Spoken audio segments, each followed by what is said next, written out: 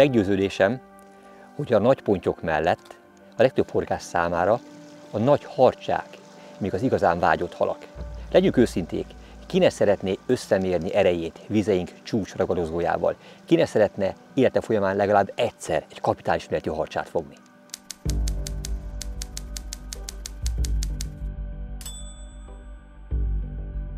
Tudom, hogy hazánkban is egyre többen áldozzák életüket a harcsák céltudatos horgászatának, és iszonyatos tempóban fejlődik ez a horgászmódszer is. Nagyon fontos, hogy mi nem ezekkel a szakértőkkel szeretnénk versenyezni, de mivel mi is tudunk és szeretünk is rájuk horgászni, ezért elérkezettnek láttuk az időt, hogy bemutassuk azokat a legendás harcsás vizeket, amelyek fantasztikus harcsállománnyal rendelkeznek, mind hazánkban, mind pedig külföldön. Egyértelmű célunk, hogy megmutassuk, hogy ezeken a helyeken hogyan lehet eredményesen horgászni a nagy harcsákra. Figyelek! Feszítsd meg, légy szíves! Mindjárt közelebb megyünk, hogy lássuk, hogy mennyire kell feszíteni a zsinort. Feszítsed, légy szíves, feszítsd! Alakul.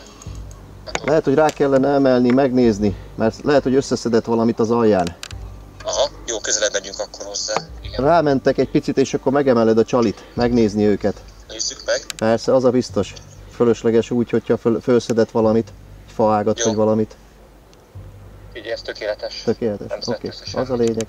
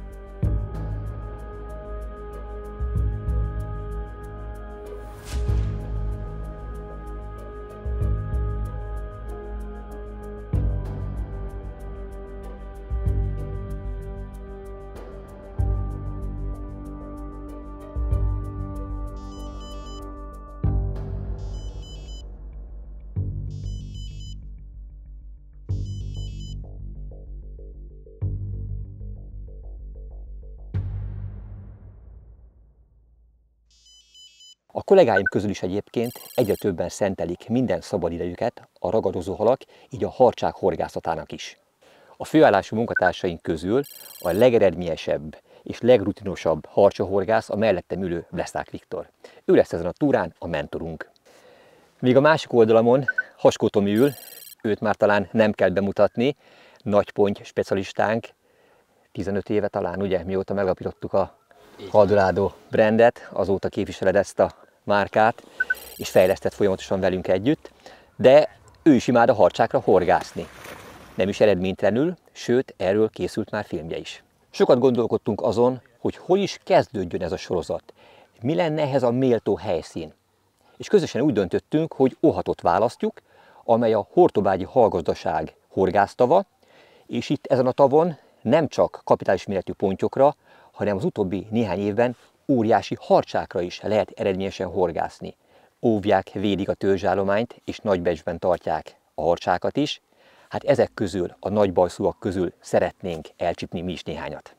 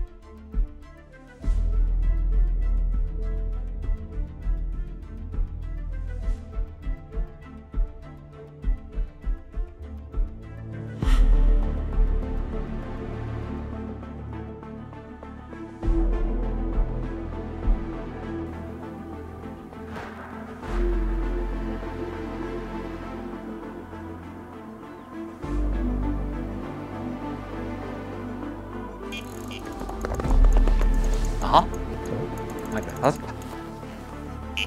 Nem szakadt el.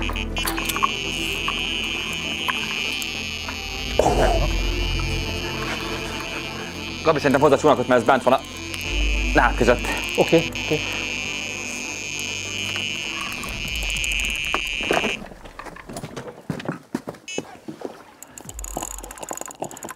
Jó lesz. Még rúg.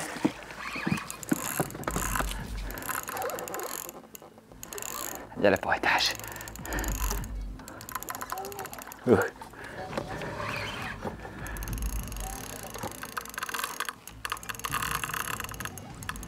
Tarts ki, megyek. Oké. Szerintem már is akadt egyébként. Biztos megkerült azt a nátcsomót. Megállt.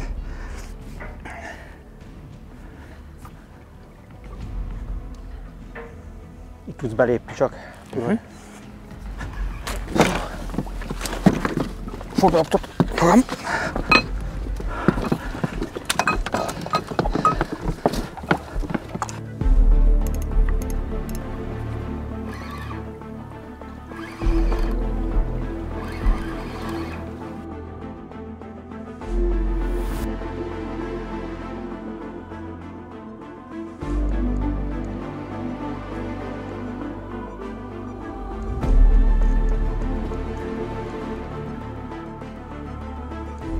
Bement a két sziget közé.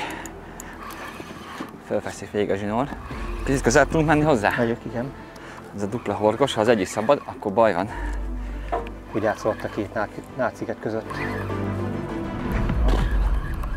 Ez most így rendesen fog megkerülni a bazásolt ott a halalra kint.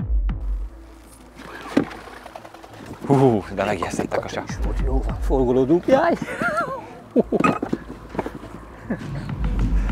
Nagyon elakadt. Megakadt? Nagyon.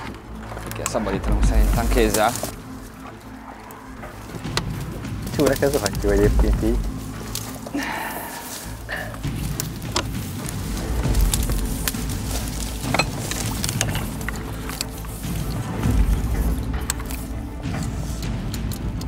Egyik oldal el van akadva. Meg van akadva? Meg van akadva, le kell nyúlnom. Na, ez amit nem szeretek, mert nem egy életbiztosítás. Ettől féltem egyébként, amikor itt a náros közé. Itt a bajszos. Mert majd hamarabb kezd ki. Ez itt kirúgatta magát már a fába. Megvan a majszi!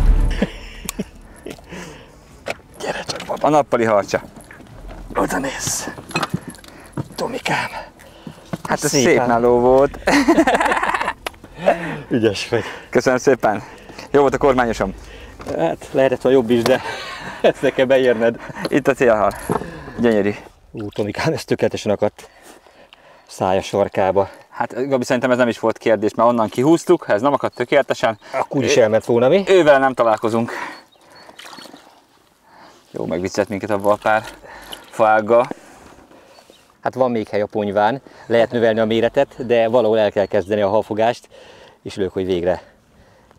Már itt az első harcsa. Tomival úgy beszéltük meg, hogy kapássorrend lesz, és sorsolással döntöttük el azt, hogy ki kezdi a halfárasztást. Tomi volt a szerencsés, ő kezdette meg a halfogást. Igen, hogy előtte meg is beszéltük, itt nincs én botom, te botod, annyira egymás vagyunk utalva, ez egy kőkemény csapatmunka. A harcsák is megérdemlik a kíméletes bánásmódot, mégis ugyanúgy jár a sebbfertőtlenítés. Ez most megtörtént. Ím ez a szép harcsa, kellemes meglepetést okozott a nappali kapásával. Igazán örülök neki. Bízom benne, hogy ezért ettől lesz jóval nagyobb is majd a túra folyamán.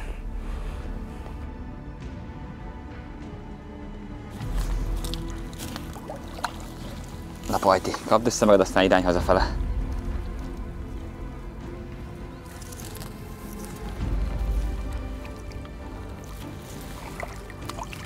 Azaz. Szuper.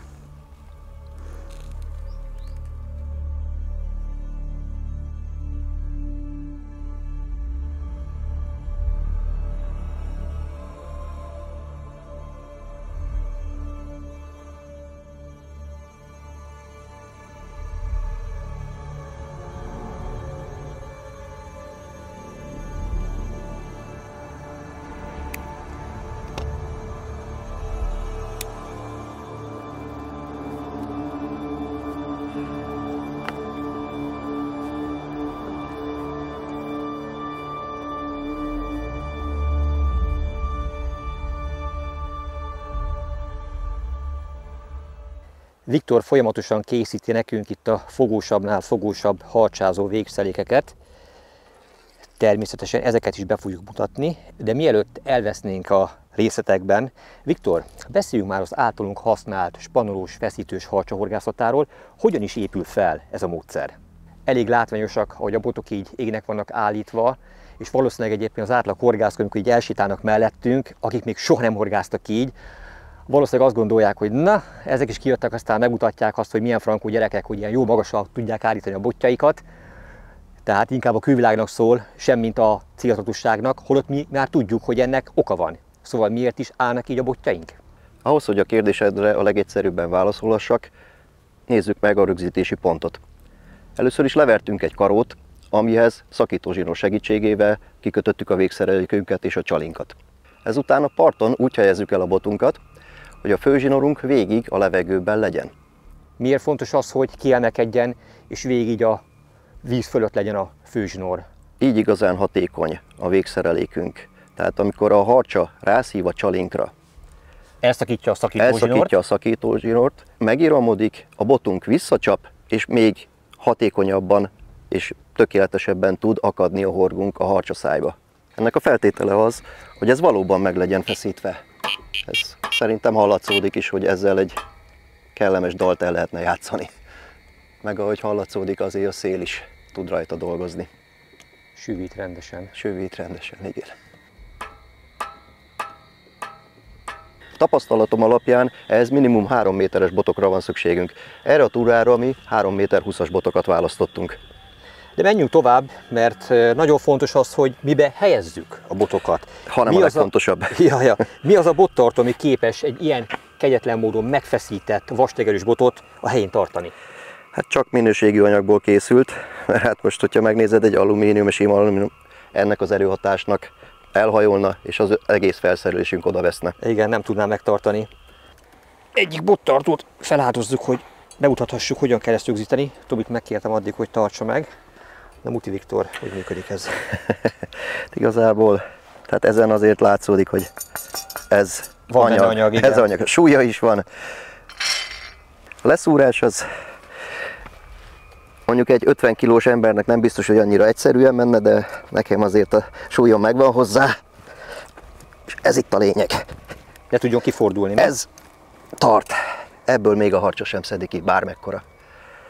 És akkor ebbe pedig csak simán görgő segítségével nagyon egyszerűen visszahelyezzük a botot. És még egy fontos, amikor leszakítja, visszacsapódhat a bot, és esetleg mellé, tehát meg is mutatom, kicsapódik ide mellé, és kiránthatja az egészet. Ezért egy nagyon hasznos kiegészítő, a biztonsági retesz. Aha, így már nem bír kivágódni. Amikor a bot a helyére került, utána jön a ráfeszítés.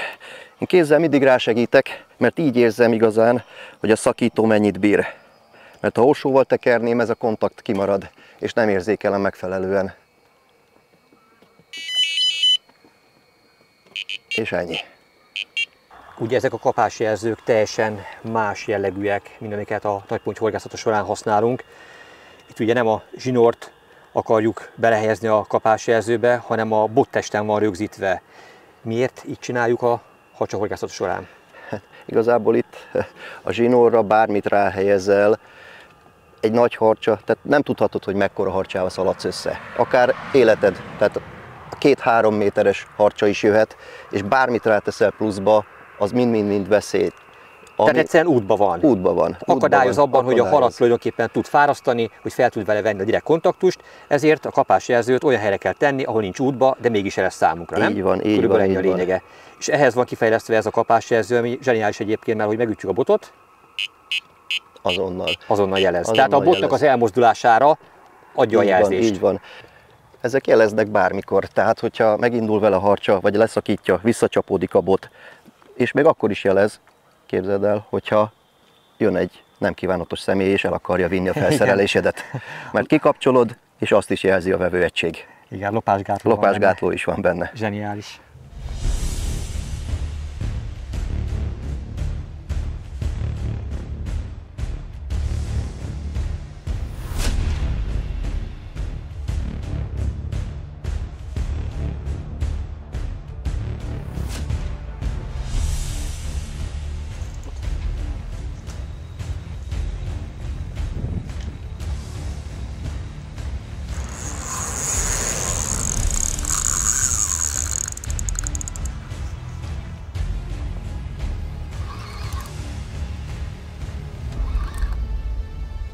Ez a szerelék ki volt rakva egészen a nád szélére, a nád sarkára. És csak arra lettem figyelmes, hogy a zsinór be van lazulva.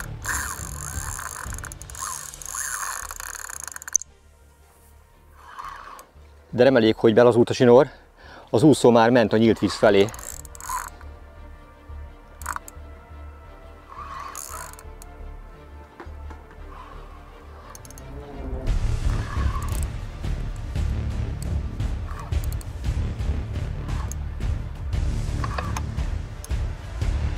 Szépen dolgozik a kemény bot, hatalmas örvényeket csinál a hal. Ez szép harcsa lesz. Beérkezett végre a vastag líder zsinór.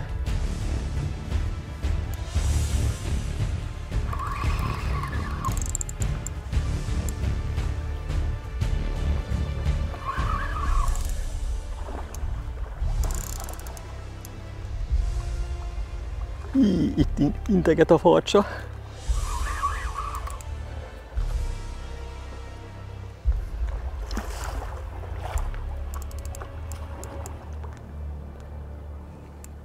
Ó, de szép vagy, babám. Szépen növekszik a méret.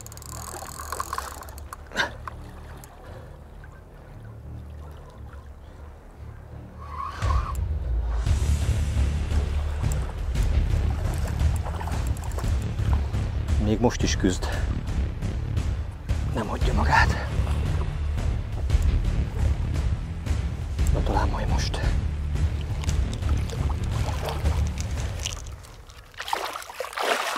Ez igen.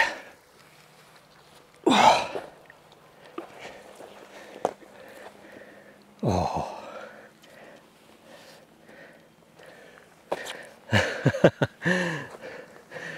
Végre. Egy szebb harcsa. Ezzel a csalikapocsal ellátott egyágú horoggal fogtuk, amelybe küsz volt belefűzve. Tökéletesen akadt. Végre nekem is jött már hal. Én is lefertőtlenítem a horogütötte sebet, mielőtt begyógyuljon. Ez igen. De szép vagy. Megpróbálom felemelni és megmutatni. Mit csinálsz, Viktor? Kapásod van neked is? Még egy. Letépte és elindult a másik irányba. Ez nem lesz akkora. De jó erőben fogom. De durva, hogy... Hát ez alatt 5 percen belül? Hát, szerintem még annyi se volt. 2 harcsa. Nézd meg, ez is ismeri, hogy hova kell menekülni. Most aktivizálták magukat. Várjál, rajta van a kesztyű, ki tudom venni a te haladat is. Jó. Aha. Hozd közelebb. Labirod. Várj, itt a duplóróg miatt azért... Jaj, vigyázni kell. De szépen a szája sarkába akadt. Ez is megvan. Hallod? Ilyet. Mondjuk kis testvér csak. Jól van. Kinek mi jár? Engedd el az ujjamat. De mondjuk ez kis, ez kisebb. nem bodorka volt, azt hiszem. Ez bodorkát evett. De ez is szép pocakos. Szép. Hallod? Gyönyörűek. De jó. Gyönyörűek. Hát mondjuk azért, igen. Ahogy mondtad, ki mit érdemel. Tomi azért nincs itt, mert elment fürödni. Hát meg lesz lepődve, mikor visszajön. Az biztos. Viktor, te jártál jobban. Én mondtam neked. Te könnyebben megtartod. 10 ilyen, mint egy olyan. Persze. Na azért ne. Ez már szép. Van értelme kondizni. De ezért csinálom.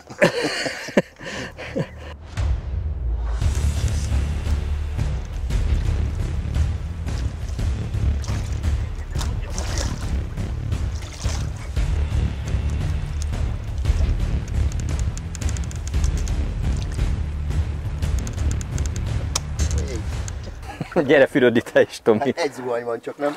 Na ne idegesítsetek. Miről maradtam le? Látod? Itt vezetett 20 perc, elmegyek letusolni, csak nem hal volt. Fogtunk 2 szép harcsát. Ráadásul 5 percen belül jött 2 kapás, fényes nappal. Szóval nem is egyet, hanem 2. Hát Viktor se véletlen ment a vízbe. Mutassatok már valamit, mire maradtam le, légy szíves. Megmutatjuk a fotót mindjárt. Hát ezt nem hiszem el. Szuper. Ilyen, ez látod. Csak gratulálni tudok. Köszönjük szépen. De ez már biztató. Viktor? Meg főleg, hogy volt benne egy szebb is. Már. Az nem is rossz hal? Ezt mennyinek satszolod azt a nagyobbikat? Hát én szerintem alaphangon 25 kg. Így ránézésre. Nem mértük, de annyi biztos, hogy volt. Brutál. Brutál. Szuper. Ilyen egy jó paca. Hát és még lesz a vége. Reméljük, hogy lesz lényegesen nagyobb is. Dolgozzunk rajta. Ennyi.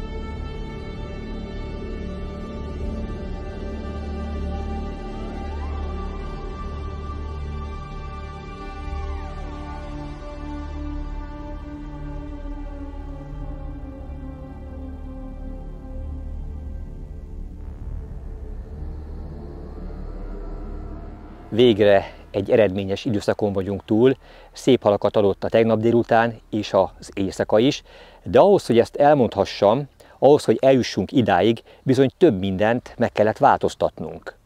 Nagyon speciálisak a körülmények, tehát ugye többször elmondtam azt, hogy az ország, sőt nyugodtan mondhatom Európa egyik leghíresebb, legjobb harcsaállománnyal rendelkező taván horgászunk, de ezt tudják a horgászok is, és bármilyen hihetetlen, jelen pillanatban a tavon szinte minden állás foglalt, és a horgászok döntő többsége harcsára horgászik. Tomi barátom mondta azt, hogy itt szerintem már a harcsa késsel, villával közelíti meg a csalit, a lehető legóvatosabban bajszozza le és veszi föl végül, mert hát ugye ezek már többször megfogott és visszaengedett példányok, amelyek bizony kitanulják a horgászoknak a praktikáit.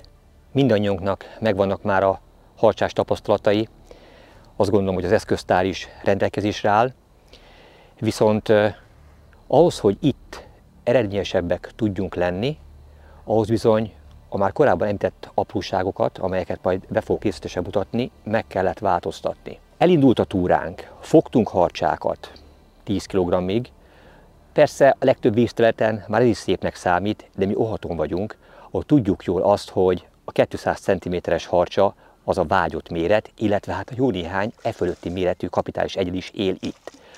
Szóval fogtunk pár darab harcsát, de szerettük volna ezek méretét növelni, és a megoldást az egyik kedves segítő horgász nyújtotta számunkra, ugyanis ez a közösség bármennyire is egy célhalért jött ide, mégis rendkívül segítőkész. Folyamatosan jönnek-mennek, főleg a nappali órákban, amikor csendesebb az időszak, a horgászok, és kérdezgetik egymást, hogy mit sikerült fogni, hol találtad meg a halakat, merre próbálkozol, és az egyik csapat, akik lényegesen többször horgáztak már itt, ők mondták azt, hogy az a karó, amit mi használunk, amelyhez végül is rögzítjük a szakító zsinórunkat, szerintük teljes mértékben alkalmatlan a horgászatra, ugyanis túlságosan nagy a rugalmassága, és az óvatosan kapó harcsa, amikor rászív a csali halra, akkor nem ugrik meg vele egyből, nem tépés, nem rohan el vele, hanem megérezve a minimális ellenállást, amelyet a zsinór nyúlása, illetve a karó dőlése, amit jelent, az már pont elegendő ahhoz, hogy végül elengedje és kifújja a csalit.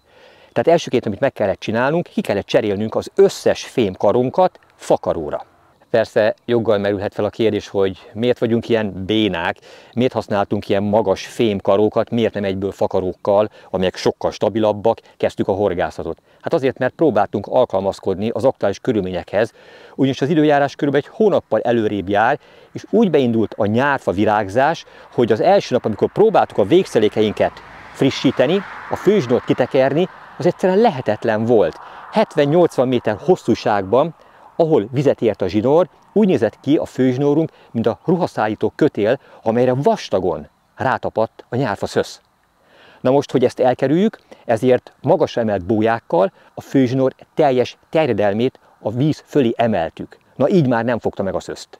Viszont ekkor jött be az a probléma, amelyről az előbb meséltem, hogy a magasra emelt fém bójának olyan rugalmassága volt, amely sajnos a halat elengedhette. Éppen jönnek vissza Tomiék, ez remek alkalom arra, hogy újfent rámenjünk a vízre, és megmutassam azt az egyik karónál, hogy miért nagyon fontos a csalihal tökéletes rögzítése ennél a módszernél.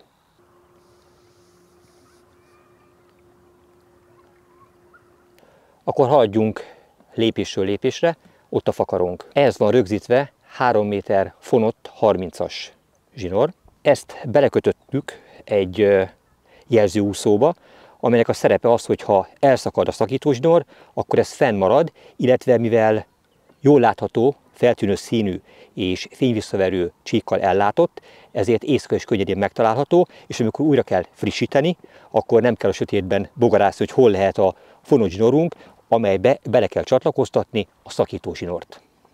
Ebbe a kapocsba van beleakasztva a 35-ös monofil szakítózsinór. Ez most jelen pillanatban ennek a szereléknek a leggyengébb láncszeme, amelynek az a szerepe, hogy a csalihal, amely itt van, egy szép karikakeszeg, amikor ezt megfogja a harcsa, amikor erre rárabol, akkor a következő fog történni. Mint látható, a farok alatti uszony tövénél van megtűzve, így egyetlen egy létfontosságú szervét sem sértjük meg, egy napig minimum kibírja így ebben a formában, és aktívan dolgozik, felkeltve magára a figyelmet. Szóval amikor erre rárabol a harcsa, megakad a szabad horgon. Fontos a horogról is beszélni, miért egyágú horgot használunk, miért nem mondjuk egy háromágú horgot. Azért, mert Magyarországon tilos háromágú horgot használni a ragadozó halak horgászatában 2023 évtől. Tehát így csak egyágú horgot használhatunk, de bármilyen furcsa, ez az egyetlen egy szabadon lévő egyágú horog is elég ahhoz, hogy akár egy mázsás harcsát végül megakasszon, megtartson és kifoghassa. Az egy óhati sajátosság egyébként, hogy itt a többször megfogott és visszaengedett harcsák óvatossága miatt nem is szabad nagyméretű, lehet persze, csak nem fog az ember vele semmit, szóval nem is érdemes nagyméretű egyágú horgot használni. A legnagyobb, amit mi is használunk, az 6/0-ás. Látható itt még egy gumidarabka, amely meggátolja a csalihal lefordulását a horogról, ha túlságosan aktív lenne. Na és akkor most a legizgalmasabb része a dolognak. Mi történik akkor, amikor a harcsa rárabol, és végre bekapja a csalihalat? Nézzétek csak! Ez meg kell azért hurkolnom a zsinort, hogy nehogy megcsúszson a kezembe. Ez történik. A szakítózsinór teszi a dolgát, a 35-ös monofil zsinór elszakad, az előfeszített bot visszacsapódik, berántja a horgot a hal szájába, amely, hogyha jó pozícióba került, azonnal meg is akad. Persze célszerű még felvenni a hallal a kontaktust, és bevágni, biztosítva a jó akadást. Hogyha a hal jobb vagy a bal szája sarkába, az izmos részbe akad a horog, akkor garantált az akadás, hogyha a gereben fogak közé, akkor nagy valószínűséggel el fogjuk azt veszíteni, mert az olyan kemény, olyan csontos, hogy még a leghegyesebb horog sem tudja azt átütni.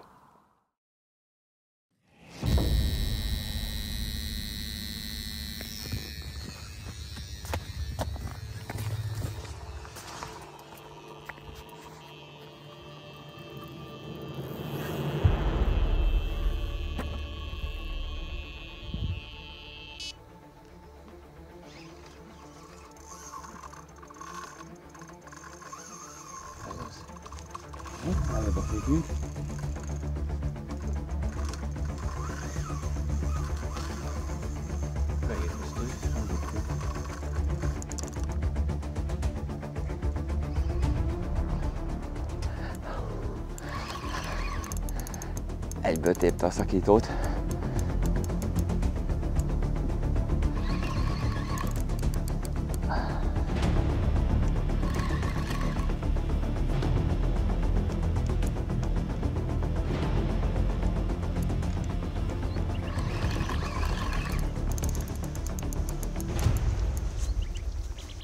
Nagyon várom már, hogy a főzsön után végre bejegyen a líder.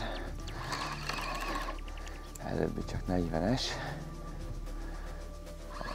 Azzal egy kicsit bátrabb leszek. Aha, mindig zöld szémifonó zsinór. Ott a kötés, na végre.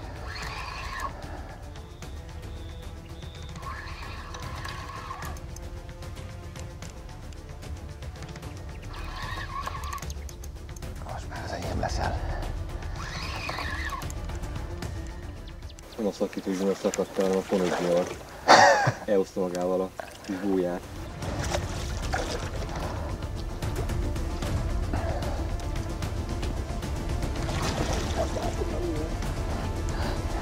Erre vártunk, hogy végre kétkezes legyen. Inkább segített kell felemelni. Gyertünk, segíts, légy szíves. Itt vagyok. Jó kilépni. Más súlya van. Ez az. Jó, a pocakos, figyeld!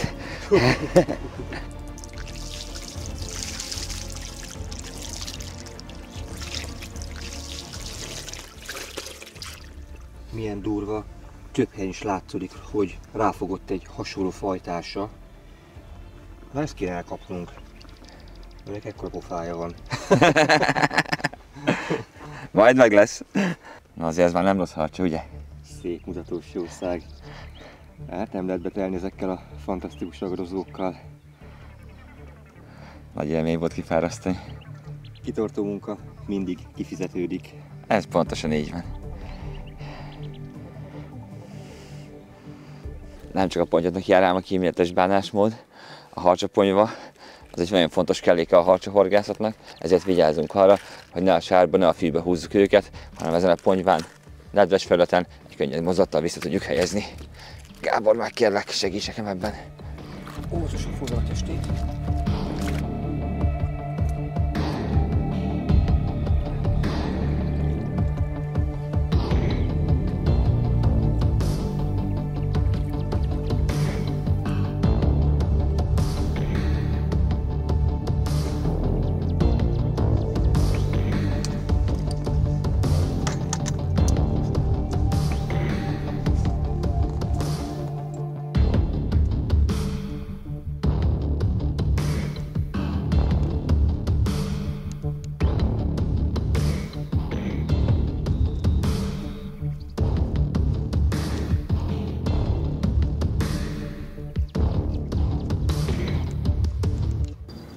Feszítsem? Feszítsem.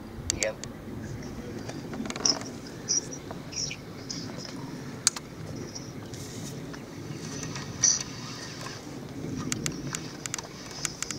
Lehet. Próbáld meg fölemelni, amennyire tudod, hogy kiemelkedjen a vízből. Jó. Jó, most úgy látom, kint van.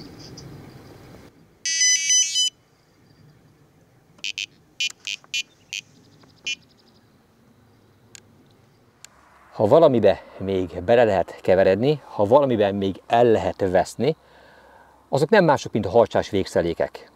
Most egy nagyon fontos témakör következik, ugyanis ez felel a harcsa megakasztásáért. De ez is már olyan magas szintre fejlődött, és olyan sokfajta van, hogy sokszor elbizonytalanodik az ember, hogy az adott szituációban melyiket használja. Most csak azokat készítettük ide, azokat csomagoltuk ki, amelyeket mi is használunk, és segít nekem a Rigmaster elmagyarázni, hogy miért épp ezek. Nos, ezzel a csalikarikás végszerelékkel fogtuk eddig a túrán a legtöbb harcsánkat. Ez egy zseniális cucc egyébként. Én össze azt hittem, hogy szórakozom, amikor ezt mutattad nekem. Hát ez úgy néz ki, mint a magot klip, tehát a csonti klip, amelyben nagyon sok csontit lehet felfűzni, de mi nem csontit fűztünk ebbe, hanem már is megmutatom, hogy mit.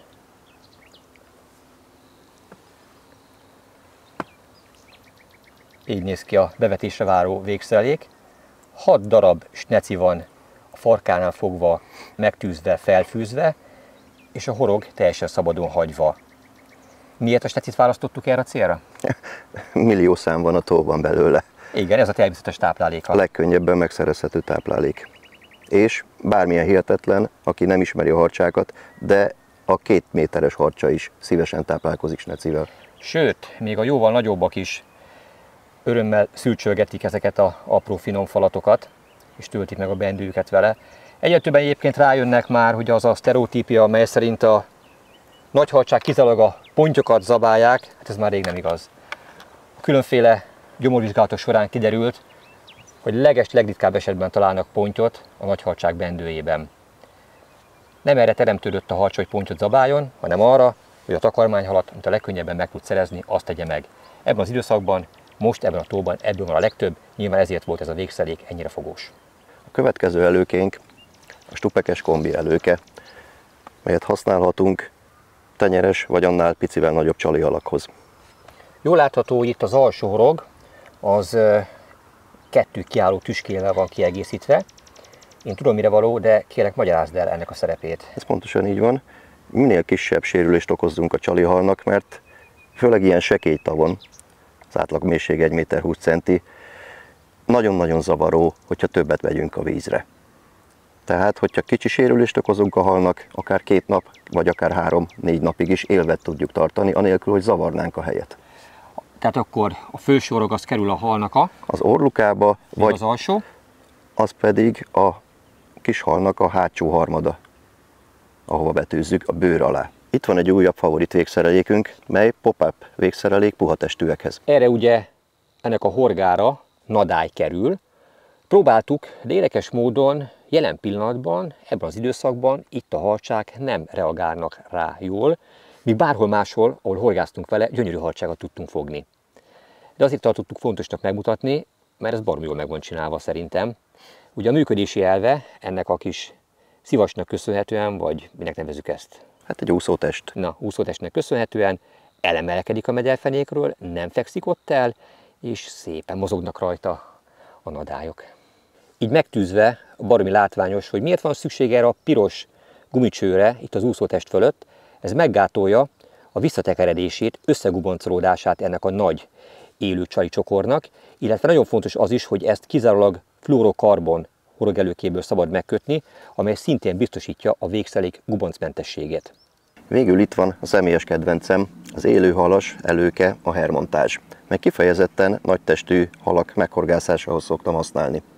Hatalmas nagy csalihalat tudok felakasztani erre a kicsi segédhorokra, a nagy horog pedig teljesen szabadon figyel a kis halóra előtt. Ez a közel kilós ezüstkárász jól jelzi a szereléken feltűzhető csalihal méretét. Gyakran egyébként kétkedve fogadom azt, hogy van olyan harcs, ami megtámadja ezt. Hát persze, hát van, hát a nagyoknak a szájába, sőt, hát egy 10 kilósnak a szájába is simán belefér. Viszont, ahogy Viktor jelezte, ugye az ólukba beletűzött segédhorog, alatta a főhorog tökéletes akadást biztosít. Itt is fluorokarbonnal van megkötve, guboncmentesség kizárva. Ezt ugye használhatjuk stupeken, mint szoktad még? Stupeken, folyóvízen, emelt fenekezéshez. Tehát egy nem csak állóvízen, akkor folyóvíz is hatékony. Így van, egy úflót, egy 10 g-os úflót vagy mikroúflóttal tökéletesen használható, és folyamatos mozgásra kényszeríti. Ezek elkészítése sokkal nagyobb szakértelmet és gyakorlatot igényel, mint a hagyományos pontyos horogelőkék elkészítése. A nehézségét az adja, hogy általában merev, vastag anyagokat, például 100-as vagy 120-as fluorokarbont és vastag fonott zsinort használunk nagy horgokkal, amelyeket kellően meg kell húzni, meg kell tudni feszíteni, és gyakorta mondjuk például egy forgót egy speciális kötéssel kell rögzíteni. Illetve ezeket még számtalan módon lehet kombinálni csörgőkkel, egyéb forgókkal, kötésvédőkkel a helyviszonyoknak megfelelően. Viszont azt szeretjük volna, hogy azok, akik a harcsázással ismerkednek, akik tényleg elszállják magukat, hogy kipróbálják ezt a nagyszerű módszert, mindjárt az elején sikerélményben legyen részük, ezért legalább a végszerelékük legyen rendben. Így elkészítettük ezeknek az előbb bemutatott végszerelékeknek, és még jó néhány egyéb végszereléknek a profi változatait, amit a munkatársaim kötnek egyébként, nem titok, és itt vannak becsomagolva, készen kompletten megvásárolhatók, már csak fel kell kötni a főzsinórra.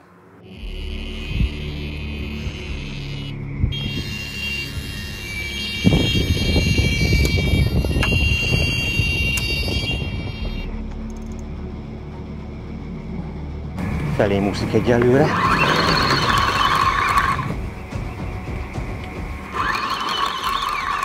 Kérlek a botok alól átjöttem ide. Segíts már, légy szíves. Menj a másik helyre. Ja.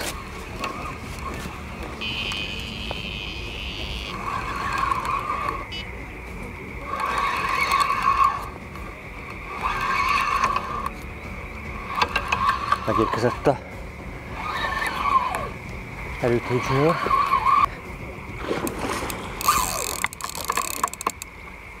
Az igen.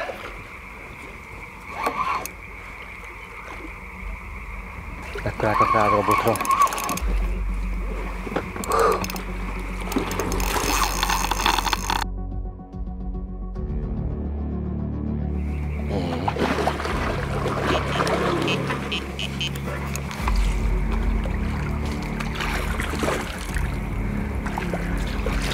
Nyugodtan nyúj a szájába, nem harap. Igen. Gyere csak. Őt már nem engedem. Ezzel még birkózni kellett. Várjál, jövök. Ugyan vigyázz, meg Laci, az egyik horog. Jó. Nem volt egy atombiztos akadás. Egyáltalán nem. De azért meg lett. Nézd vele. Igen.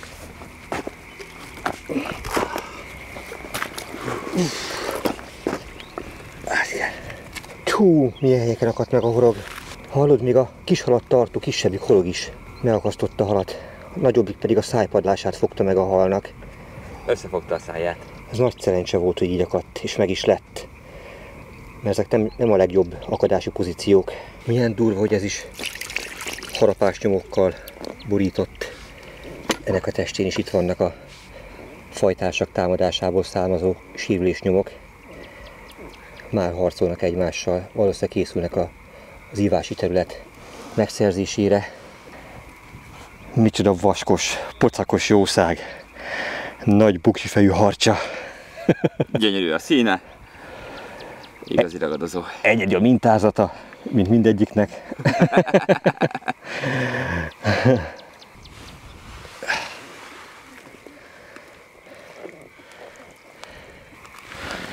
A szájpadlás sem volt még.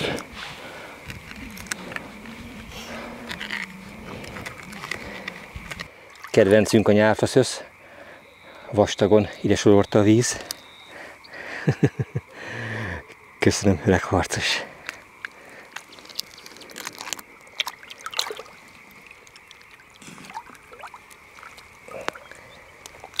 Engedd csak az ujjamat szépen. Gratulálok. Köszönöm.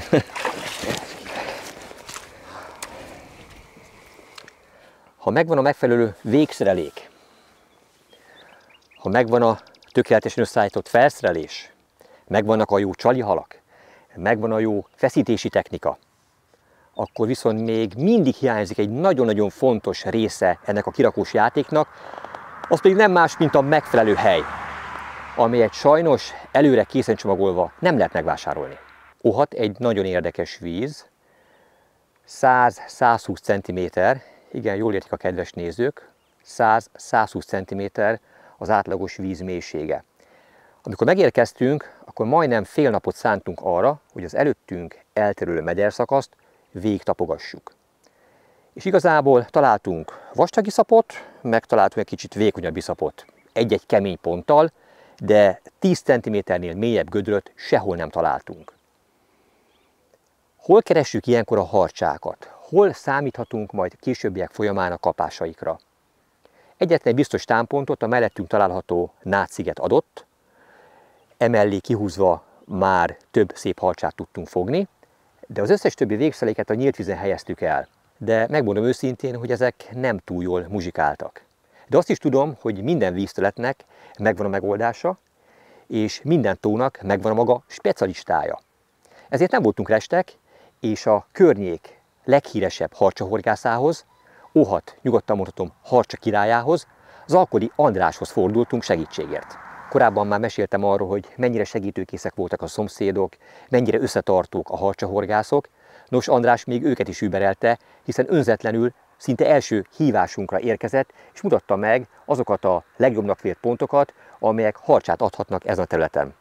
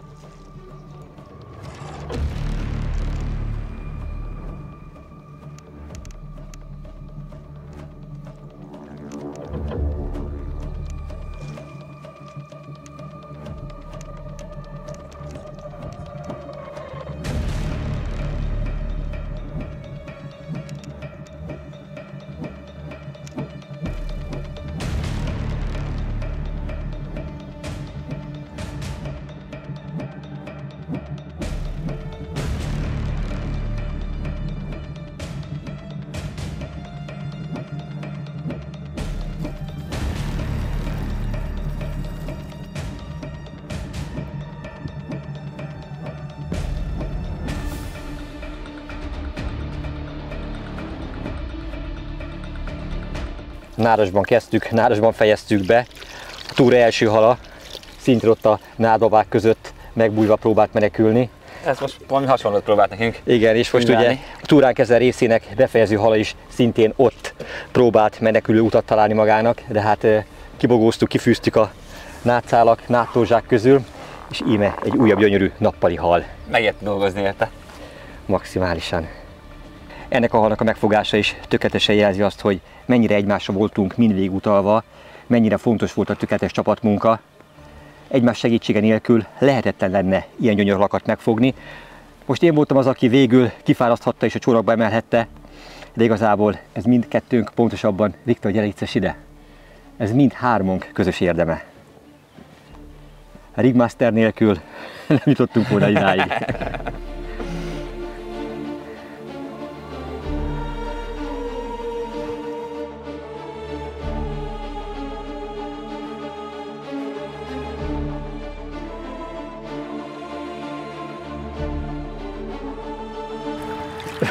Segítség. Az öreget már segíteni. Köszi srácok, jó munka volt. Jó paca volt. Nem számítottam ennyi halra. Kellemes meglepetés volt, de még nincs vége. Ide még visszatérünk. A bigért. A bigért.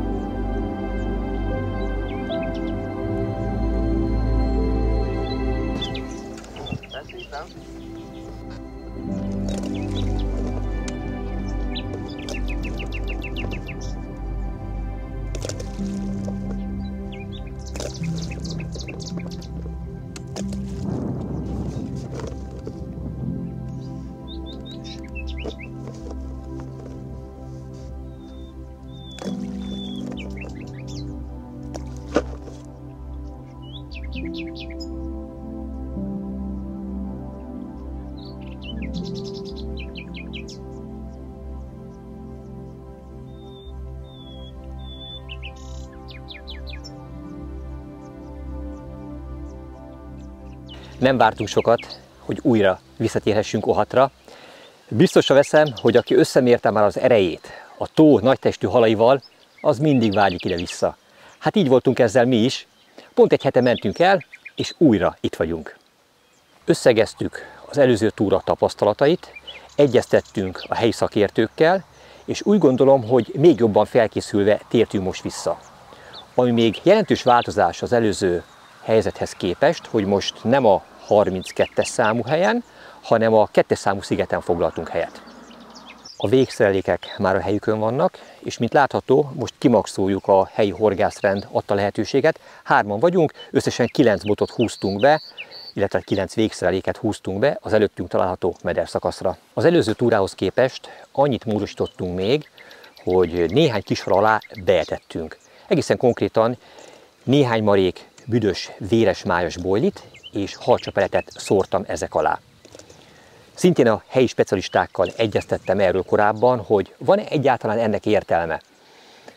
Nagyon érdekes, a szakértők fele, akik már itt sok harcsát fogtak, egyáltalán azt mondják, hogy mindig, az év minden időszakában etetnek a kis halak alá. Míg a másikak azt mondják, hogy az égvilágon semmi értelme, hiszen a harcsákat nem lehet etetésre szoktatni, nem lehet oda édesgetni a kishal köré, bármit is szórunk. Meg kell őket találni, jó helyen kell felkínálni a csalihalat, és akkor a harcsa azt le fogja majd venni. Azok, akik viszont az etetés mellett érvelnek, egyetlen azt mondják, hogy mivel ugye itt nagyon sokan horgásznak pontyra is, és a pontyos etetésekre, mivel gyakorta ráállnak a harcsák, sőt, jó néhány nagy testű harcsát fogtak már bojli, illetve pellet csalival is, ezért nem kérdés, hogy jól reagál rá a harcsa. De hogyha nem is a harcsák jönnek a beszórt finomságokra, hanem mondjuk pontyok vagy keszegek, az is jó nekünk, hiszen a nagy nyüzsgésre felfigyelve, hogyha mondjuk közéjük ront a harcsa, akkor egyetlen egy olyan hal biztos, hogy ott marad, amely nem tud elmenekülni, ez pedig nem más, mint a horogra tűzött csalihalunk. Aztán, hogy végül melyik működik, hamarosan ki fog derülni. Nagy izgalommal várjuk, hogy mit tartogat számunkra az első éjszaka.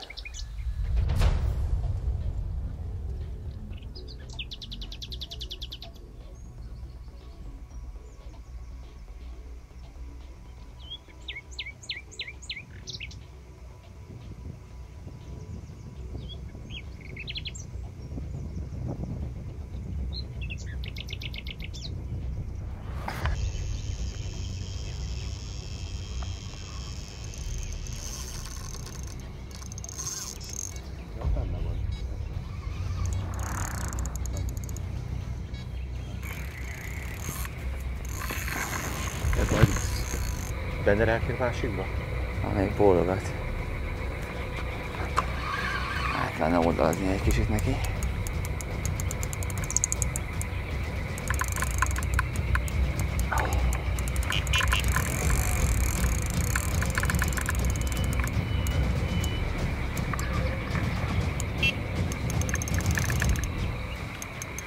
Valahogy csak ki kéne keverni ebből a másikból. Hát nagyon jönnének ide kijönne belőle, igen. Látszani csak átjak ide, akkor összehúzza a másikat is. Aha, vagy karót fogott. Próbáltam így csak, hogy alatta. Be kell venni szerintem.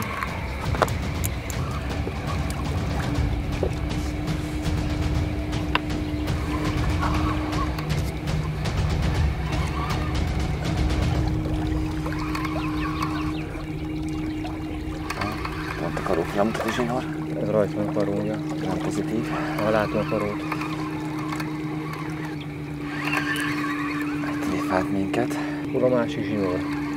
Szerintem pont a forgójának megy neki. Itt van tőlünk jobbra. Látod pont, hogy a forgóhoz a zsinór. A harcsa Ott van a harcsa rajta. Azt lehet, hogy át kéne vennünk rajta a kis halat, látva a kis halnál vagyunk. Látom. Elélhet, de jó. Ja.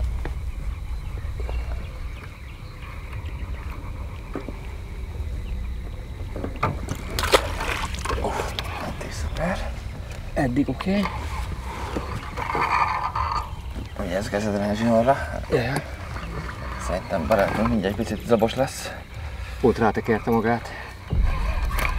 Másik oldalról. Látszod, mi tartja a halat? Alig, ja. Fog nagyon. Itt se. Ez nagyon nagy.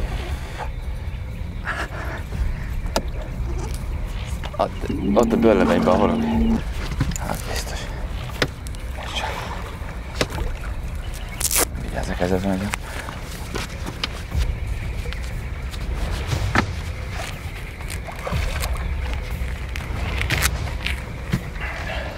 Nagyon vékonyan van akadva. Attól félek, hogy bármelyik pillanatban kiszakadhat a horog a szájából.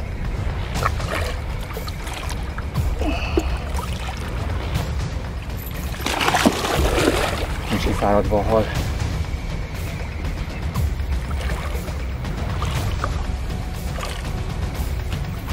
Éppen csak a száj szívében van. Ajjajjajjaj.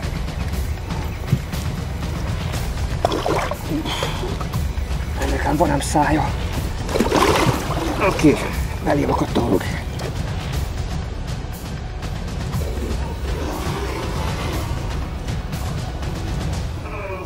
Vedd le kesztyűt gyorsan.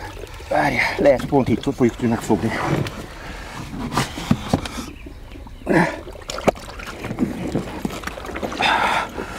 Fogom én is. Vigyázz, ott a tekezet nyilván vagy. Most húzzuk. Ez már bent van. Azt a mindenségit. Öcsém, mekkora csata volt. Hú! Meg egyáltalán kijött. Ez igen. A kesztyűm bánta.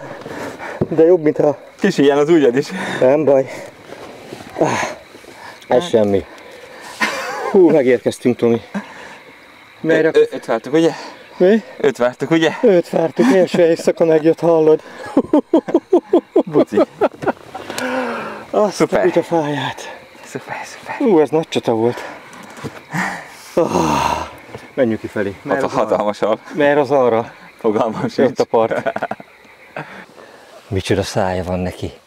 Sok sebet nem ejtettünk egyébként a horoggal, mert itt volt a szája sarkában a horog. Nézd meg a bajszát, milyen dupla bajsza van neki. Nagy öregnek.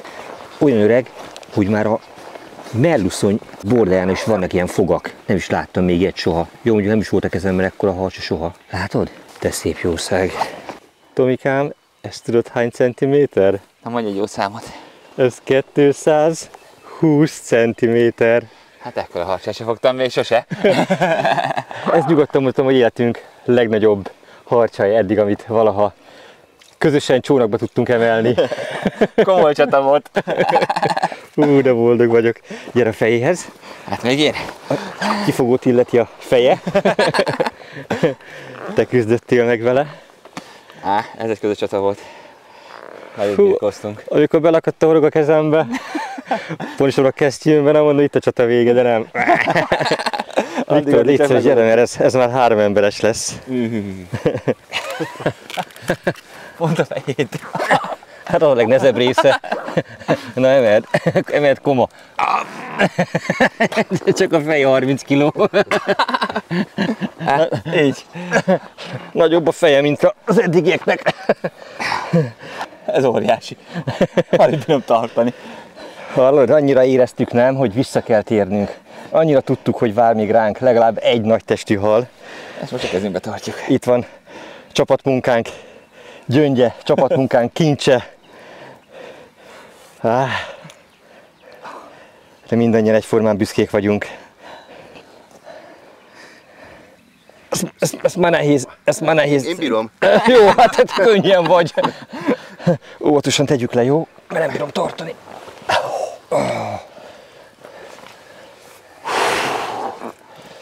Ez volt az első hal, amit úgy gondolom, hogy érdemes volt hitelesen lemérlegelnünk. Olyan óriási. Ugye, mint korábban mondtam, ez csapatunk első 2 méter feletti harcsája, és nem mutattuk szándékosan a mérlegelésnek a pillanatait, azért, mert azt szeretnénk, hogyha megtippelnétek, megsatszolnátok azt, hogy mekkora lehet ennek a harcsának a pontos súlya. A helyesen tippelők közül, aki elsőként eltalálja, az kap egy hosszú hétvégére, egy péntek-szombat-vasárnap, azaz 3 napra szóló ingyenes horgászengedélyt ide az Óhati Horgászcentrumba. Életem harcsája. Sose fogtam ekkora halat. És ő már menne is.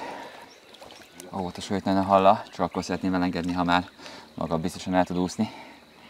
Megérdemli, hogy akkor a harcsáig vigyázzak rá.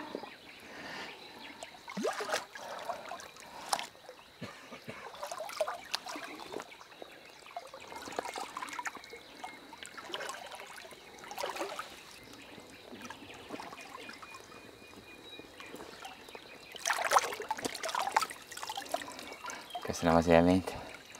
Szerintem Tomikám sejted, mire készülök. Ha jól tudom, ez a...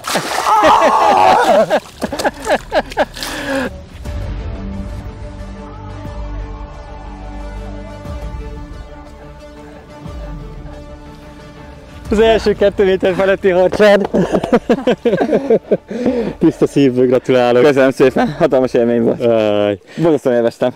Jobban minden szemedőr vizet. Így az éjszak közepén. Nagyon boldog vagyok. Hát még én, hogy ezt nem februárban kellett megfognom. Ja, És a túrának még nincs vége. Nincsen bizony, de most itt még bármi megtörténhet.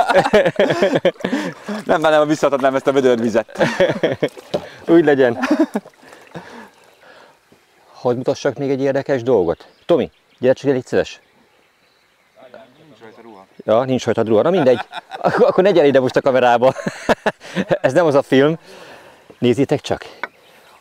Azok alá, a kis halak alá, ahova szórtunk boilit, oda tettünk egy-egy nagyméretű peletet. Ez a 3-as számú bot és a 6-os számú bot. És nézzétek meg, hogy melyik csattant el elsőként, melyikről jött a hal, ami alá szórtunk boilit. Lehet pusztán véletlen is, de szerintem a halak azok választ adnak mindig a kérdésre. Csak úgy érdekességképpen jegyzem meg elsőre.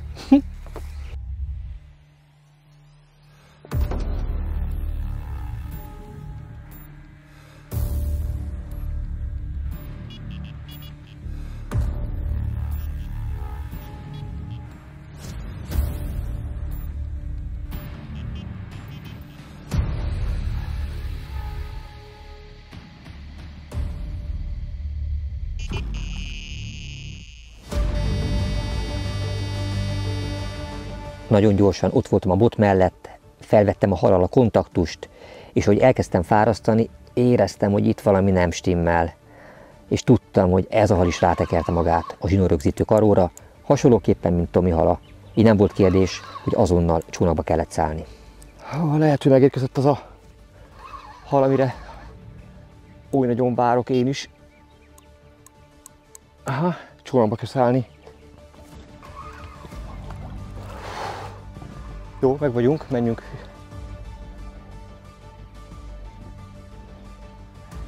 Aha, itt az óriás.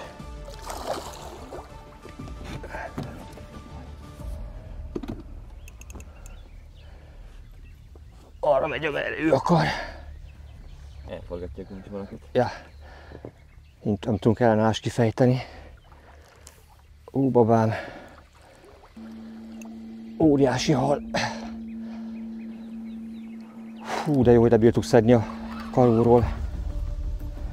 És kezd már fáradni, mert föl jön az öreg.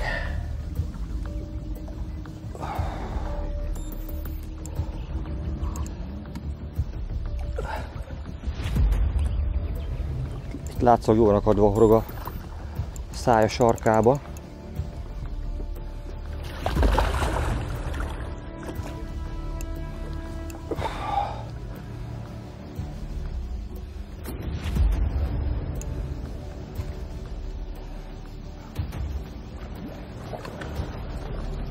Majdnem.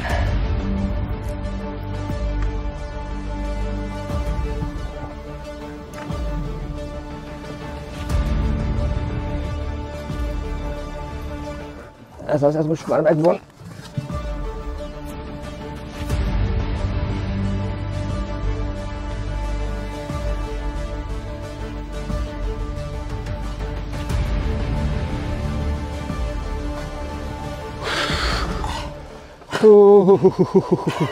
És még mindig van, és most elég.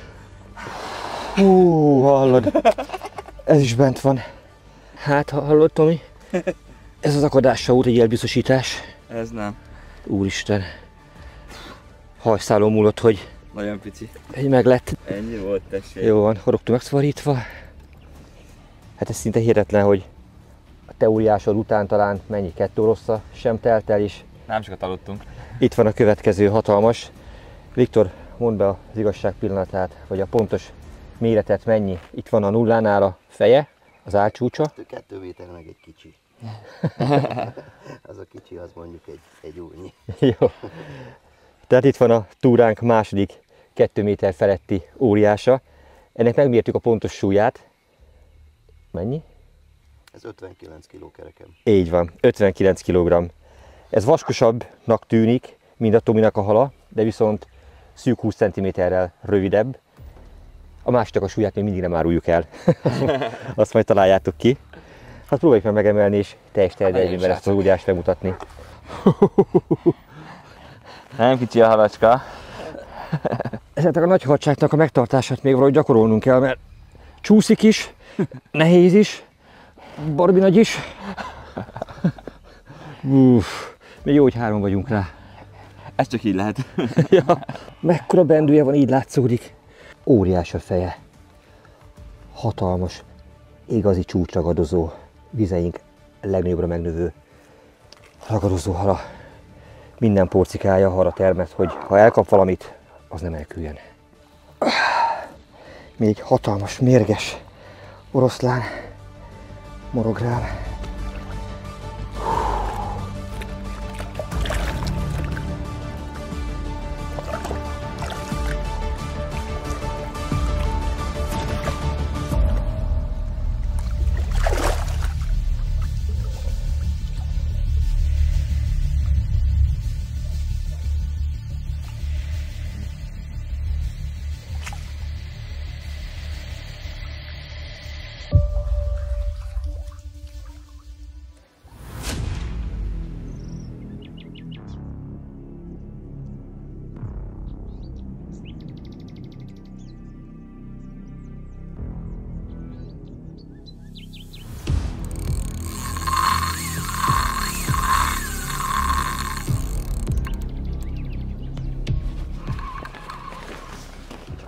Túlment a rögzítő karón.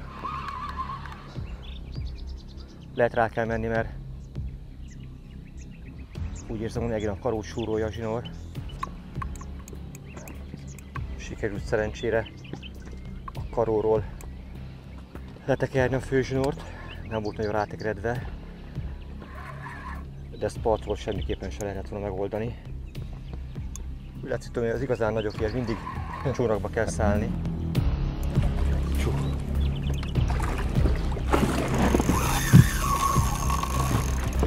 Egy döntés volt.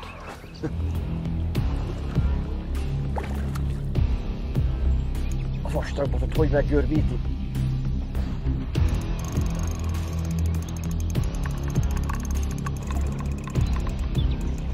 Félelmetes, hogy egy ilyen nagy testű harcsa könnyedén vonszol minket.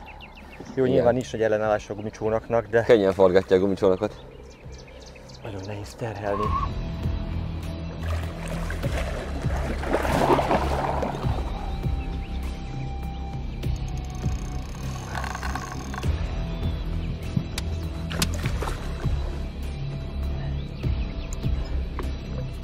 Tudod, mi hibázik, Koma?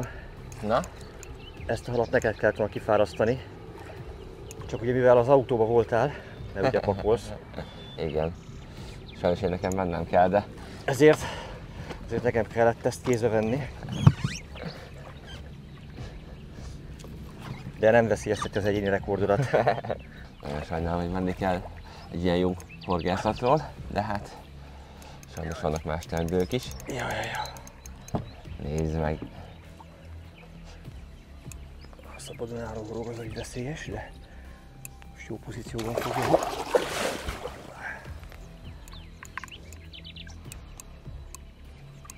Gyere Bajdás, nézzük mit tudsz.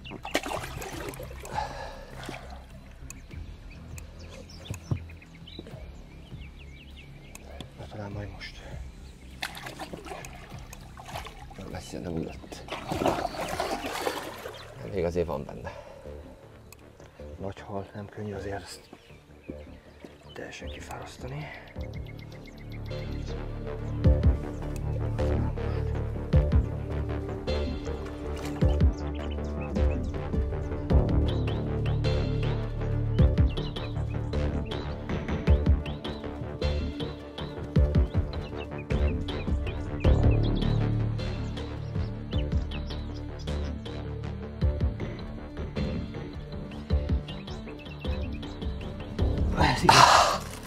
Babám, Bent van. farka kint. Feje legyen bent, a többi nem számít.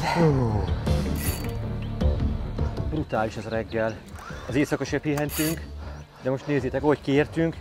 Még nem volt idő kivenni a csónakból a hatalmas harcsát. Tomi mit csinál? Fáraszt. Itt a következő. A bal szélére berakott bot elsült. És újabb nagy harcsa rajta. De jóságos ég. Mi van itt, kérem? Ez rohadt.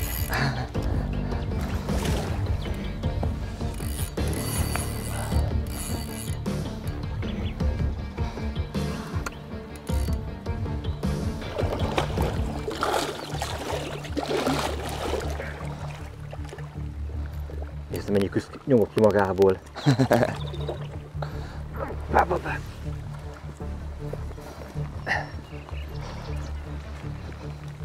Ez már a parton. Elképesztően mozgalmas 24 óra van mögöttünk. Ezt a legmerészebb álmainkban sem gondoltuk volna, hogy az éjszaka leple alatt fogunk 2 darab 200 cm-nél nagyobb harcsát. Míg a reggel pedig ezzel a 2 gyönyörű hallal fogadott minket. A nagyobbik 210 cm, míg a kisebbik egy icipicivel rövidebb. Így már 3 darab 2 méternél nagyobb hallal büszkélkedhetünk. Hát ilyen eredményes és aktív 24 óra harcsahorgászatunk még soha nem volt.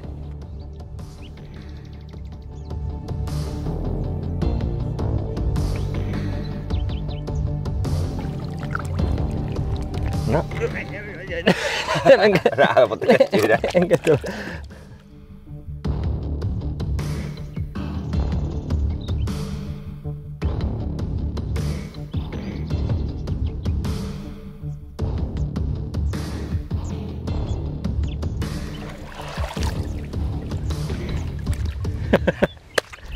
Szép munka volt. Nagyon profi. Tomi, imádod a harcsanyálkát? Igen, most úgy jutott belőle bőven szerencsére, de nem a rossz érzésem ez, mert tudom, hogy kitől kaptam. Igen. Hát most, ha belegondolok, sokkal rosszabb dolog lenne itt úgy ülni, hogy mindenünk csupa száraz, és arról beszélgetünk, hogy de jó lenne harcsát fogni.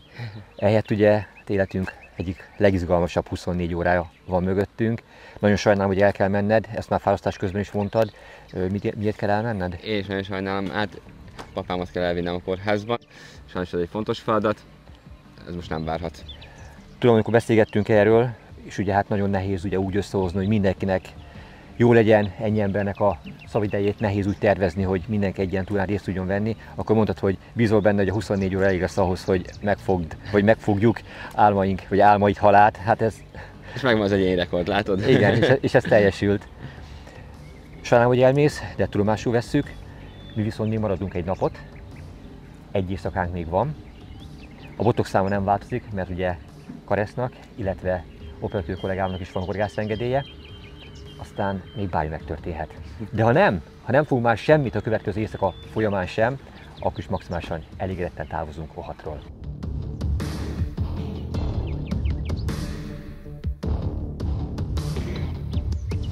Azon gondolkozok, Viktorom, hogy mi a legdrasztikusabb változás, ami a korábbi 5 napos túránkhoz képest ekkora eredménybeli különbséget adott. Ugye némi túlzással, hogyha belegondolok, az előző túra során 5 nap alatt a legnagyobb kifogott halunk nem volt akkora, mint most a legkisebb. Ez valóban így van. Tehát látványosan nagyobb halakat fogunk, és lényegesen rövidebb idő alatt, tehát 24 alatt tulajdonképpen már mehetnénk is haza, annyi sok szép halat fogtunk. Mi eredményezte szerinted a legnagyobb változást? Másik a helyszín, ami döntőben befolyásolta a halfogást. Igen, tehát be kell látni, hogy ugye ismeretlenül jöttünk ide, elsőként, amit kiválasztottunk helyet, az áprilisi harcsahorgászathoz nem nevezhet ideálisnak. A kis harcsák ott is voltak. Igen, de nem olyan méretűek, mint itt. Így van. Ugye amikor visszatértünk ide, és ugye leszúrtuk a karóinkat, akkor lényegesen több időt fordítottunk a helykeresésre, megfogadva a helyi harcsamesternek, az Alkori Andrásnak ugye a tanácsait, amit ezúton is köszönünk egyébként. Nagyon sokat segített ez nekünk abban, hogy megtaláljuk azokat a mélyedéseket, gödröket, amelyek nagy harcsákat rejthetnek, és mint látjátok, az eredménye meg is lett ennek. Akkor mi a következő, ami változást hozott? A csali módosítása. Igen, ez is ugye túlságosan kicsi csalikkal horgáztunk először, azon megfogtunk minden méretű harcsát. Így van. Hát ugye a legkisebb lév, amit föltettünk, dévérkeszeg, amit föltettünk, az olyan fél kilós lehetett, a legnagyobb meg közel 1 kilós, és hát tényleg ez leszlektálta a nagyját. És van még egy nagyon fontos dolog, amit ugye próbálgattunk, mert hoztunk első alkalommal bodorkát, hoztunk vörösszárnyú keszeget, karikakeszeget, dévérkeszeget, kárászt, és ugye már az első alkalommal föltűnt, hogy csak a helyi snecivel fogtunk, amit ugye itt helyben fogtunk, de az a mindenféle kicsi, nagyobb, közepes nem méretű. szelektált, Így van. És azon kívül, amivel még tudtunk fogni, az dévérkeszeg volt. Most pedig kizárólag csak dévérkeszeggel tudtunk halat fogni, harcsát fogni, és ugye ennek az elsődleges oka az, hogy ezek a dévérek, ezek dorozsmások tulajdonképpen most ívnak, és valószínűleg olyan feromont bocsájtanak ki magukból, amit a harcsák ösztönösen megérezve még jobban támadnak. egy biztos, hiába tettünk mellé ezüstkárász vagy másfajta halat, kapást nem tudtunk elérni. Ez pontosan így van. Van még egy dolog, amit másként csináltunk most, mint korábban. Ugye most beetettünk jó néhány kis hal alá. Az eddig eredményeket tekintve azt látjuk ugye, hogy volt olyan hely, ahol beetettünk és fogtunk rajta nagy harcsát, még volt ugye olyan hely, ahol nem dobtunk semmit, és ott is fogtunk nagy harcsát. Tehát ebből még jelen pillanatban messze menő következtetéseket levonni nem lehet. Igazából valószínűleg egyébként melegebb víz kell még ahhoz, hogy az még jobban kifejtse az etetés hatását. Nyilván ezt még próbálgatni fogjuk, szerintem a kezdeti szárny próbálgatásaink azok biztatóak, aztán lehet, hogy tudunk majd egy olyan harcsabólit vagy peletet kifejleszteni, mivel bárhol beszórunk, és akkor majd nagy harcsákat fogunk fogni. Nyilván ez majd a jövő zenéje, de ezt szerintem egyőre még hagyjuk. És talán egyetlen egy fontos dolog maradt a végére, amit érdemes megemlítenünk, ez nem más, mint az időjárásbeli változása, ami brutális. Itt ez elképesztő. Téli sapkába ülsz itt most, én meg téli nadrágba. Hát tegnap ilyenkor 28 Celsius fok volt, jó, nem késő délután, napközben, most pedig kereken 10 Celsius fok van. Hát nagyon kellemetlen egyébként. Ugye ezzel együtt drasztikusan lecsökkent a légnyomás, viszont ez mit eredményezett? Nagy halat. Így van. Bum, robbanásszerűen meghozta a halak étvágyát. Ez egy baromi nagy szerencse, hogy pont ekkor érkeztünk, amikor ez a drasztikus időjárás változás beköszöntött. Szóval ennyi apróság, idézőbe téve apróság kell ahhoz, hogy egy látszólag, hát nem azt mondom, hogy eredménytelen, de egy átlagos harcsás túrából egy robbanásszerűen eredményes túra legyen, miközben ugyanazokkal a horgokkal, ugyanazokkal a botokkal, látszólag ugyanazzal a módszerrel horgászunk, csak korábban átlagos méretű harcsákat fogtunk, míg most pedig megfogtuk álmaink harcsáit, úgyhogy még hátra van egy éjszaka. Viktorom, most te leszel a porondon. Hát az a baj, hogy... Bízom benne, hogy te is megakasztod életed legnagyobb halát. Ahhoz fel kell azért kötni a gatyát, de rajta leszek. Közelít az már azért. Viktor se nagyon akarta elhinni, hogy a jó kívánságaim nem egészen egy órán belül teljesültek. Mire mi is érzékeltük azt, hogy mekkora hal van a horgán, mire végre elindítottuk a kamerát, már javában zajlott a fárasztás, és nem csak a hal, hanem Viktor is elfáradt. Semmiképpen sem lihegte túl a dolgot, örült, hogy levegőt kapott. Tudom, ez nem lesz kicsi. Hozzuk át te ide. Jó. Gyere át, légy szíves. Oké. Menj tovább.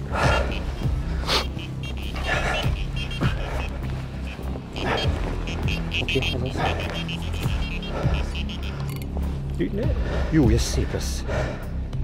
Hozom a kesztyűt. Nem fázok.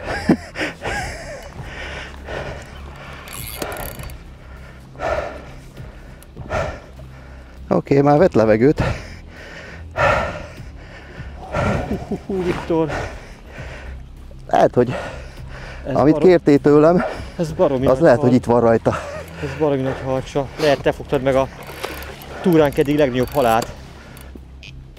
És hallod, Viktor, ahogy jósoltad, ahogy besötétedett, illetve hát mivel se sötétedett már a fényváltásnál, itt van a hatalmas sószág.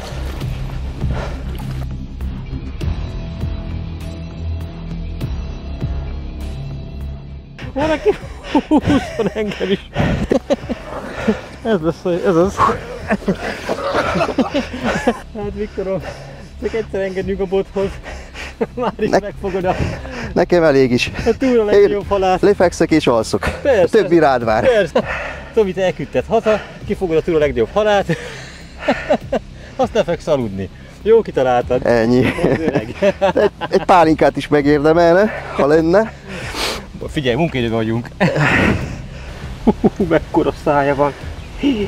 Ott van benne egy horog. Valakit az már egyszer megtépett bizony.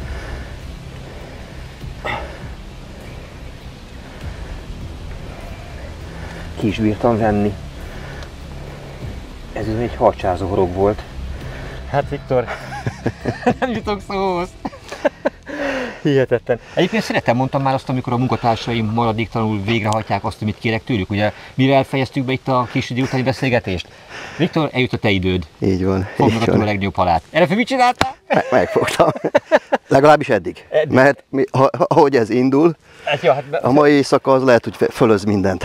Figyelj, nézzük már meg, hogy mennyi a pontos hossza, mert ugye most mi arról beszélünk, hogy ez a legnagyobb hal, de azért mérjük meg pontosan. Jó. 0. Na akkor várjál, eljött az igazság pillanata. Megyünk. Na nézd, azért a Tomival majdnem pariban vagy, de a farok vége az túlír a 220 cm-en, én ezt megmondom neked 225 cm-nek. Megegyezünk ebben? 225 cm. Legyen, maradhat. Ez a túránk negyedik 200 cm feletti hala. És egyébként kérésednek megfelelően tényleg a személyes rekord. Azt is sikerült megdönteni. Meg. Sziasztok srácok, csak nem a legjobbkor érkezem.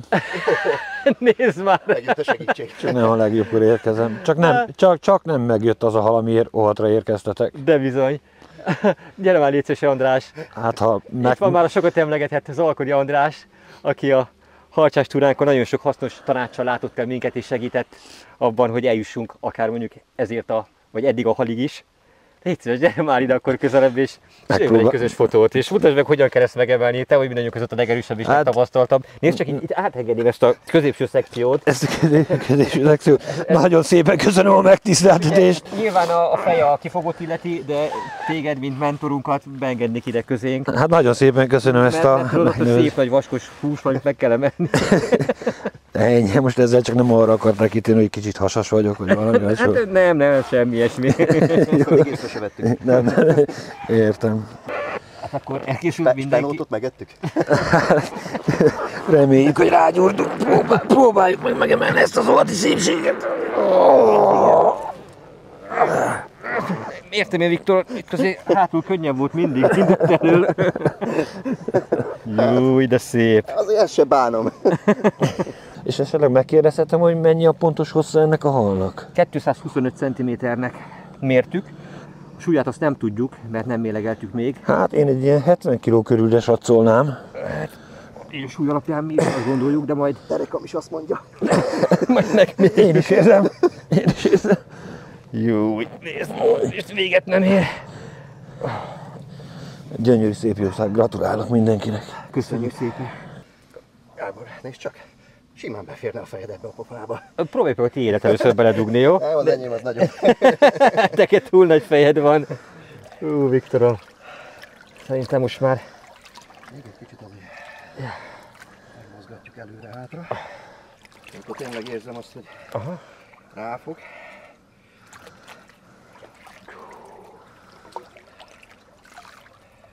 Hadd menjen át a kopoltyúja. Igen, nagyon fontos a kíméletes bánásmód. Mi azt szeretnénk, hogy még sok-sok embernek okoznak örömet és élményt ezek az óriások. Egyetlen így ráfogott. Nekem is az előbb akkorát ráfogott a kezemre, hogy azt hiszem összeroppant az ujjamat. Ez az. Öreg fiú. Engedd el a kezem. Engedd. De ugye? Vidd magaddal Viktort. Szemtelen kifogott. Viktor, ne távolodj! Júj, de szépen elúszott. Viktorom! Várj csak, maradjál csak itt pillanatra itt. Te is megérdemled ám. Megérdemled. Valami az égből.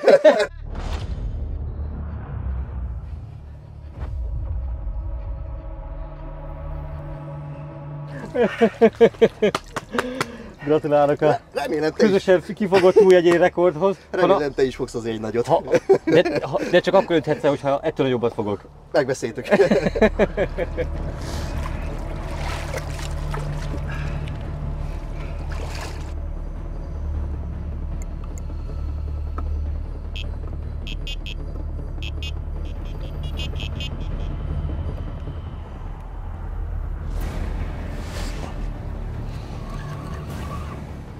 A 6-os számú fénykard sült el. És nem kis játékos a jelentkező, aki próbára akarja ezt tenni.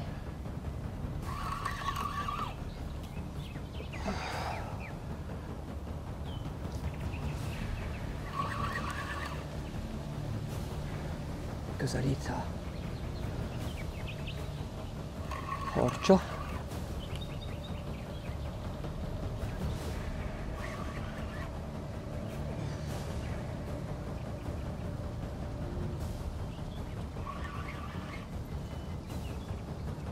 Vagy de szép. Aha. Itt van.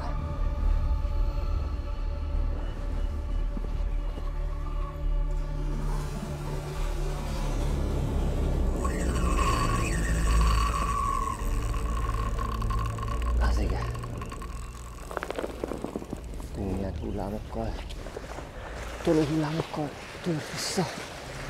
Figyelj, mindkét verzió nekem jó egyébként, tehát hogyha új rekord, akkor azért fürdök, ha nem, akkor meg nem fürdök. Nem kérdés, hogyha valaki egyszer átél egy ilyet, az szerelmese lesz ennek a fajta horgászatnak. Olyan adrenalinbomba ez, olyan élmény ez, amit megmondok egy őszintén, hogy a pontyhorgászat sem ad. Tehát ilyen küzdelmet csak a harsahorgászatban tudsz átélni. Ez abszolút így Az van. édesvízi horgászatok során.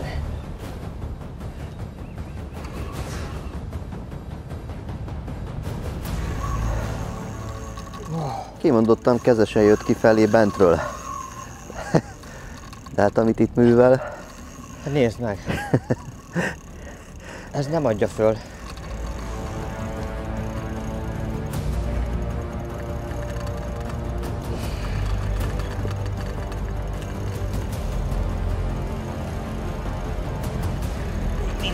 Húzza!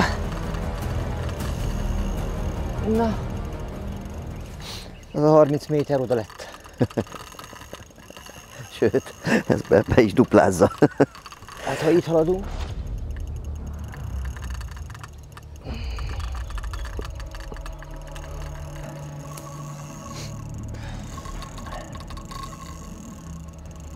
na, a harmadik vagy negyedik ilyen tartós kirohanása. Annyi biztos. Pedig szorítottam a féken is.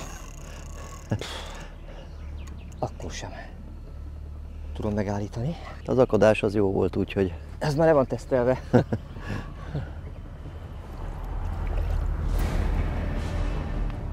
Viktor, ennek óriás a feje. Lehet, hogy megvan a túránk legnagyobb hala.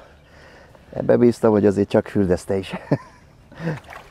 Ennek az lesz a vége, úgy látom. Ez egy óriás.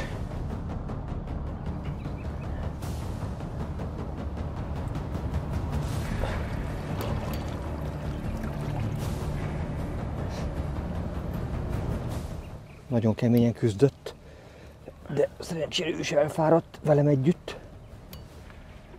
Úristen, mekkora fejed van!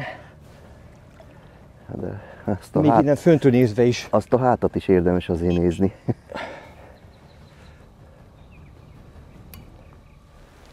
Na Viktor, ebbe bele bírsz kapaszkodni? Ez még ki fog menni szerintem. Nem, inkább emeld ki Viktorom. Kapaszkodj, megyek oda.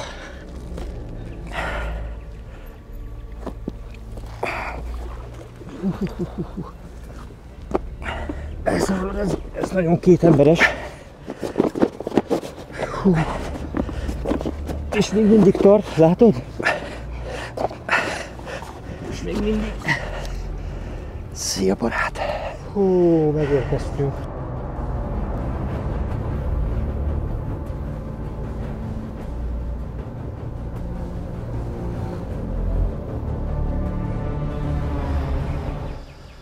Kereken 73 kg. A halnak a méreteit mi sem jelz jobban, mint azt, hogy a 2 méteres óriás harcsamérlegelőből ennyi kilóg. Hát egyszerűen nem találom a szavakat. Ha minden kimondott kívánságom így teljesülne, akkor legközelebb veszek egy lottót, mert most már csak az van hátra. Mit mondtam, akkor locsolhatsz le. Hogyha megdöntöd, már pedig Ha fogok egy nagyobbat, mint te, ami eddig a legnagyobb halunk volt, azt már tudjuk, hogy ennek a halnak a pontos súlya 73 kg. Nézzük meg, hogy pontosan hány centiméter. Ide húztam a nullához. 242. 242 centiméter. Hát ez a korona. Hát ez abszolút. Ez a túra égköve. milyen széles ez? Ez minimum 30-35 cm szélességű a két pofacsont közötti távolság. Soha életemben nem láttam ekkora harcsát még élőben. Hatalmas fej. Hát mint egy bödön. Mekkora száj. Ebbe, ami bekerül, az többet nem menekül. Szerintem meg se próbáljuk megemelni, tehát az előzőt is 3 alig bírtuk megemelni. Szerintem így is látszik tökéletesen ennek a fenséges halnak a fantasztikus mérete. És ugye, ha jól számolom, ez az 5. Elképesztő, ez az 5. 200 cm feletti halunk, ebből 3 volt 220 cm felett. Hitted volna, Viktorom, hogy így kialakul a túra? Álmaimban sem. És a legmerészebb álmaimban sem. Ezt a hatalmas fejet nézzétek! Így látszik, milyen lapos, milyen széles, milyen óriási halról van szó. Most már csak elengedés pillanata van.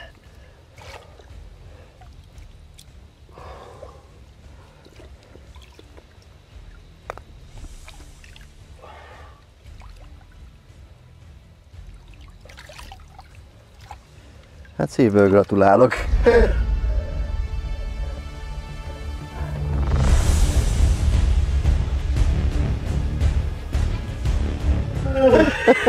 Köszönöm, barátom! Megérdemled. Ó, Istenem! És ezt is megcsináltuk.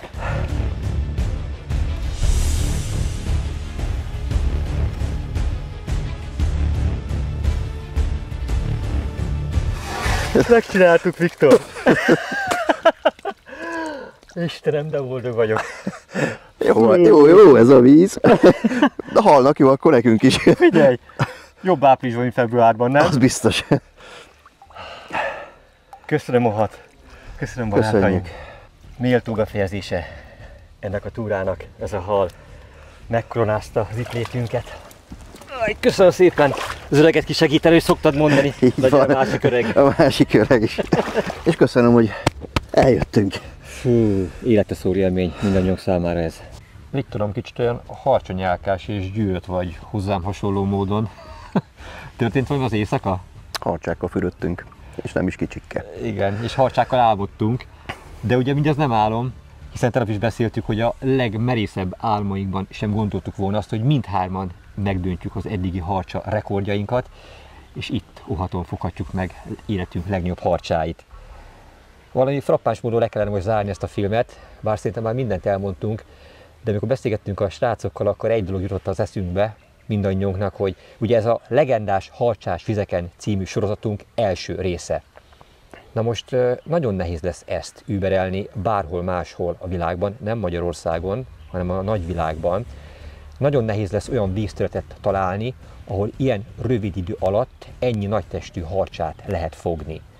Ugye nem titok, hogyha már legendás harcsás vizekről beszélünk, akkor mi készülünk az Ebróra, Tomi a héten megy a Pó folyóra, szóval ezekről az ismert harcsás vizekről is készítünk filmeket, de azt gondolom, hogy fel kell kötnünk a gatyaszárat, hogyha hasonló halakat akarunk ott azokon a vízterületeken is mutatni. Persze hát nyilván tudjuk, hogy ott is vannak óriások, de hogy ilyen rövid alatt ennyit lehessen fogni, ahhoz nagyon össze kell állni mindennek.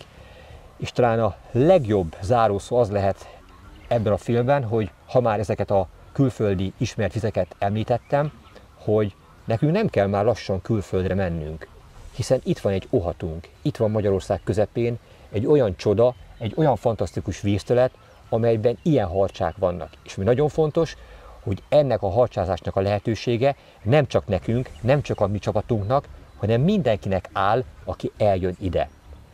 Hát mindenkit arra bátorítok, buzdítok, hogy tapasztalja meg, élje át ezt a csodát, amit ez a fantasztikus ohati vízterület biztosít a harcsahorgászoknak. Viszont mindenkit arra kérek, hogy aki eljön ide, az készüljön fel rendesen, minden szempontból. Hát mi azt gondoltuk, hogy ez a bottartó, ez milyen vastag köracélból készült, Viktor? 10-es? Igen.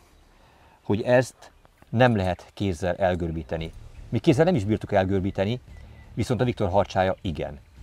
Amikor túl voltunk a fárasztáson, és visszahúzáson gondolkodtunk, az éjszaka folyamán, akkor néztük döbbenten, hogy ez eredetileg ugye így állt, hát a harcsa az meggörbítette, oly módon, hogy el is törte ezt az acélt. Tehát még kézzel nem bírtuk, de a harcsa eltörte. Szóval csoda, hogy meglett a bot, csoda, hogy nem rántotta ki belőle, és ez csak egy gyenge pontja a felszerelésnek, szóval itt mindennek össze kell profi módon úgy állni ahhoz, hogy ha meg is akasztjuk életünk harcsáját, azt végül kifoghassuk. Végül, de nem utolsó sorban, szeretnénk megköszönni a Hortobágyi Hallgazdaság vezetőségének, Varga Tamás tógazdának, és minden kedves horgásznak, aki információval vagy bármilyen módon segítette a túránkat. Köszönöm, Viktor, hogy itt voltál velem. Köszönöm, hogy itt lehettem. Együtt csináltuk végig. Folytatásra következik. Jó pihenést kívánok neked. Viszont Ránk fél.